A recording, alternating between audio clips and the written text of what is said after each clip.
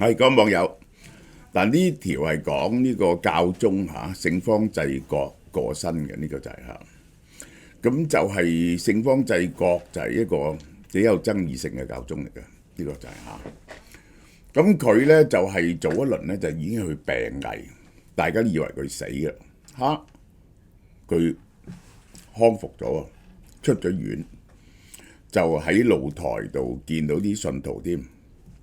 然後咧又見咗美國副總統 Vance。呢一條片我會講講佢嘅爭議，佢嘅出身同埋佢嘅爭議，呢個就係根據梵蒂岡嘅消息，天主教教宗方濟各喺4月21號早上7:35喺梵蒂岡逝世，享年88歲。根據樞機主教話：親愛的弟兄姊妹，我懷着沉痛的心情宣佈我們的教宗方濟各去世。而家講緊佢掌權之路，佢係一個好謙卑嘅人啊！呢個你一定要講，佢係一個好簡樸謙卑嘅人。出生於1936年12月17號，喺一個意大利移民嘅家庭，喺布宜諾斯艾利斯。年輕嗰時咧喺食品工廠做化學技師喎，21歲回應聖召，加入天主教耶穌會，接受嚴格修道同哲學訓練。耶穌會係比較晚起嘅一個會，係主要係講呢一個即係梗係要服侍耶穌啦，同埋咧就係講知識嘅追求嘅，知識嘅追求。1969年成為神父，呢個就1936年33歲成為神父，69年成為神父，出身耶穌會，注重紀律，注重學術嘅，唔追求升遷嘅，注重教育嘅，教學、屬靈指導，叫人信主咧，青少年牧養咧，窮人關懷咧，呢個就係佢主要做嘅嘢。33歲成為神父，1973年，咁嗰陣時就係呢個4年後呢個37歲成為阿根廷省嘅會長，36歲領導耶穌會，正值軍政府掌權，點樣可以繼續佢哋嘅傳教，同埋點樣同軍政府相處呢？佢曾經保護過俾政府通緝嘅神經人員，因此亦都有人話佢呢係同軍政府妥協嘅，亦都有神父出面證實佢有私下營救其他啲人嘅，佢係唔係嗰種同真正呢個軍政府對抗嗰種人。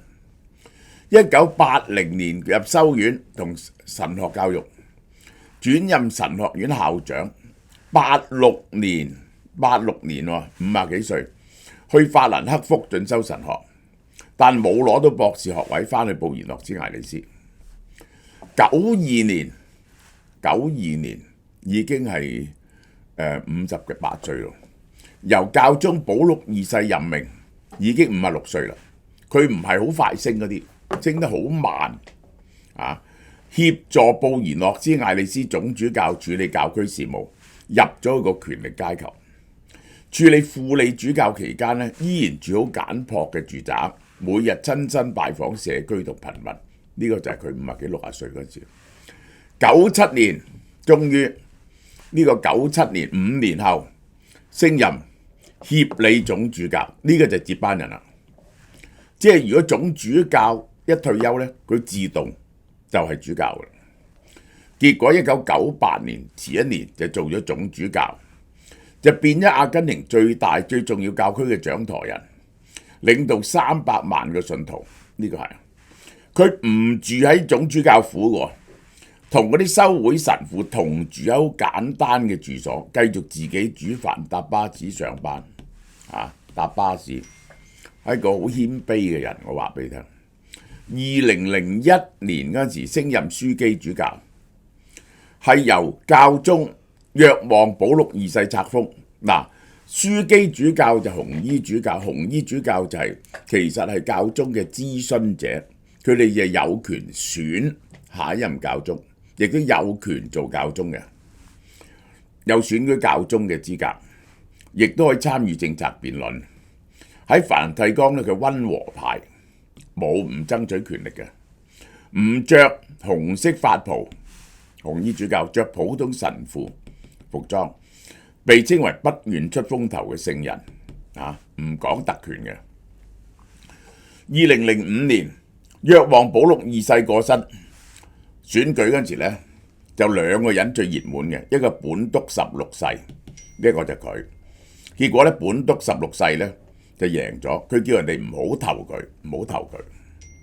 結果2013年咧選為教宗，其實係想改變教廷選舉，因為佢啲立場咧好唔傳統嘅，揀個名叫方濟各，呢個已經好特色，呢個就係本篤16世辭職，第5輪投票選出第266任主教，天主教教宗。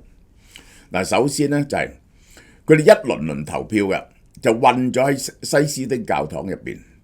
咁咧，如果選唔到咧，嗰個投票選唔到咧，就出黑煙；選到咧就出白煙。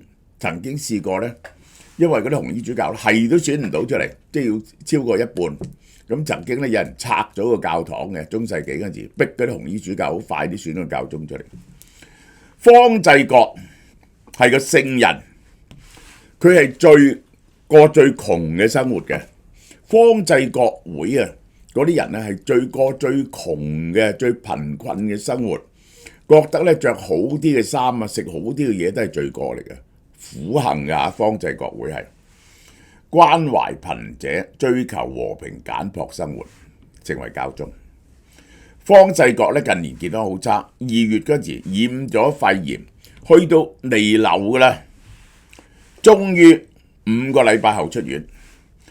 醫團人嗰啲醫療人士都話俾佢，一度瀕臨死亡，進入咗接近休克狀態。啲人覺得佢過身㗎啦，覺得佢過身㗎啦，結果竟然好返。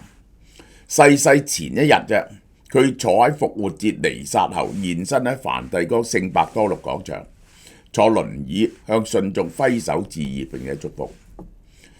2025年4月20號就係方濟各見到美國副總統 Vance， 我都話呢個呢就係 Donald Trump 已經失晒對俄烏戰爭嘅主導權。嗰陣時呢，佢唔俾烏克蘭參加同俄羅斯嘅會談，唔俾歐洲無一席位。而家調翻轉頭呢，要派阿 Vance 去法國開會，同歐洲開會講和平願景，你就知道主客之勢調轉咗。咁 Vance 呢就去見佢。呢個 Vance 咧係好離譜嘅，我講俾你聽。佢呢個話咧個 honor 係見到 Pope Francis、米洛尼同埋其他教會嘅官員，呢個就係佢帶埋成個家人去呢個係非常離譜。佢竟然喺西斯教堂度影相，呢個係西斯教堂。係唔準影相嘅，因為呢個係一個神聖嘅地方，係 disrespectful。同埋上邊就係米高安哲盧嘅壁畫，就入邊創世紀嗰啲有12幅壁畫喺度。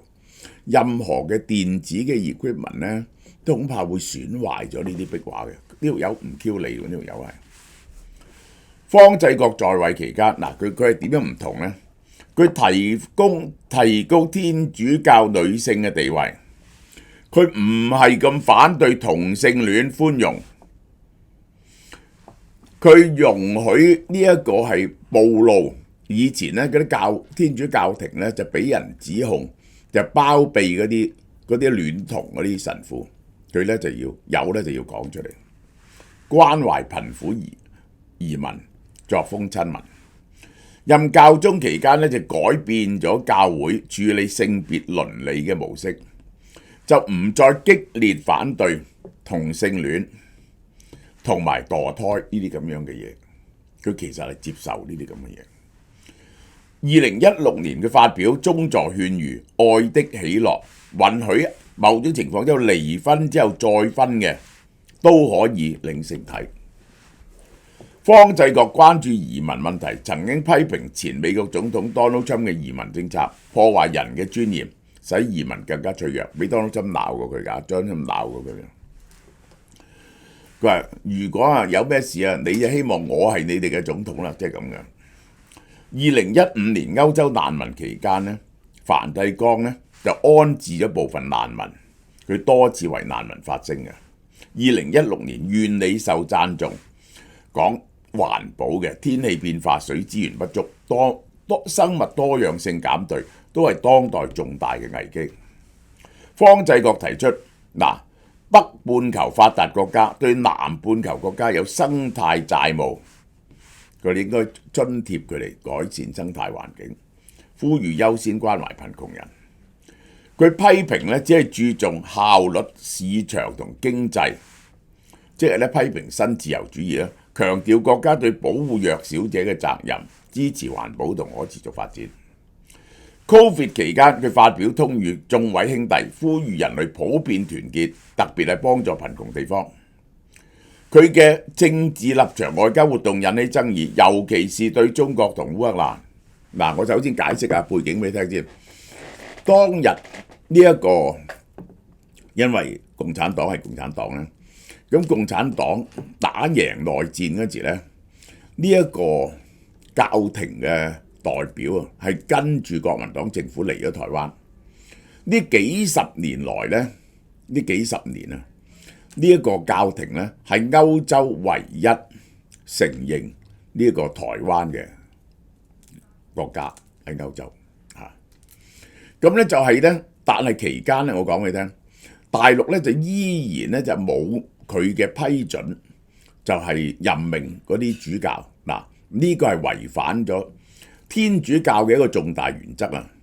一陣我喺講天主教歷史嗰陣時就會講，就係咧個教宗係頒咗個敕令，所有主教一定要直接由教宗命令嘅。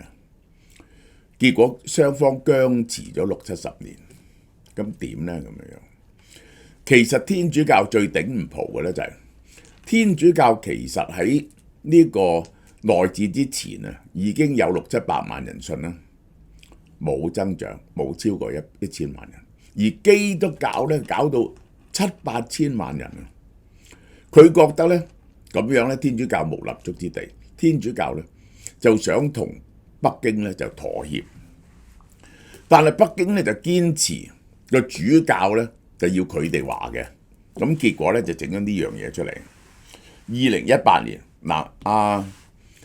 香港嗰個樞機主教、前樞機主教就曾經去過抗議㗎呢樣嘢。喺方濟各推動之下咧，簽咗主教任命臨時協議，係破冰。本來做咗呢樣嘢咧，就希望可以教廷咧就係承認北京，其實咧就係去繼續孤立台灣嘅。呢個協議最後2年，結果咧續咗3次。2024年咧就續4年。嗰個協議係點呢？中國提名，然後教宗任命。咁樣，中國提名，咁教宗唔任命係點呢？嗰個地方就冇主教啊。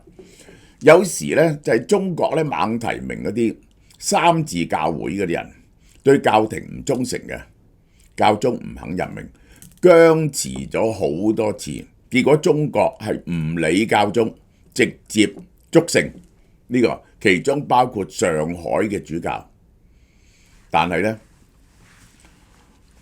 聖方濟各唔敢反面，結果都係續約。方濟各多次表達對中華民族嘅敬意。2023年話中國係偉大嘅國家，有1000年嘅文化、卓越嘅對話能力。對我嚟講，中國係一個願望，非常渴望訪問中國。呢個係一個偉大嘅國家，佢每次飛過中國咧，都去問候習近平㗎，喺飛機度 send 個 message 落嚟。英國人權組織香港監察嘅創辦人羅傑斯批評方濟各對中國評價過於樂觀，忽視人權問題。呢個係尤其是佢話嗰啲人指控佢咧，就係唔理嗰啲地下教會啊。結果咧，嗰啲地下教會咧就係嗰啲人做唔到主教咯。呢個就係。而且失咗教廷嘅支持，令到抗爭咗幾十年嘅有好多天主教嘅虔誠信徒呢係非常之失望嘅。對於中國天主教徒同其他基督徒受到迫害，維吾爾族人嘅種族滅絕，佢隻字不提。對於烏克蘭戰爭，方濟各喺2024年3月接受瑞士媒體訪問嗰陣時，暗指烏克蘭正在打輸緊，叫佢舉白旗投降。我認為方濟各話：我認為最堅強嘅人呢，係懂得審時度勢，為民眾着想，並且有勇氣舉起白旗進行談判嘅人。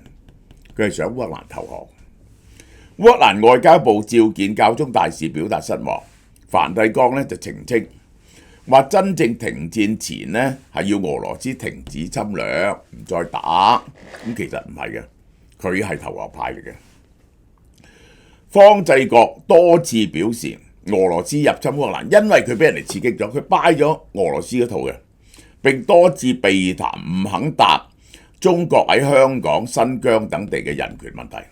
呢個就係佢哋教宗嘅問題嚇。好，呢段講到呢度。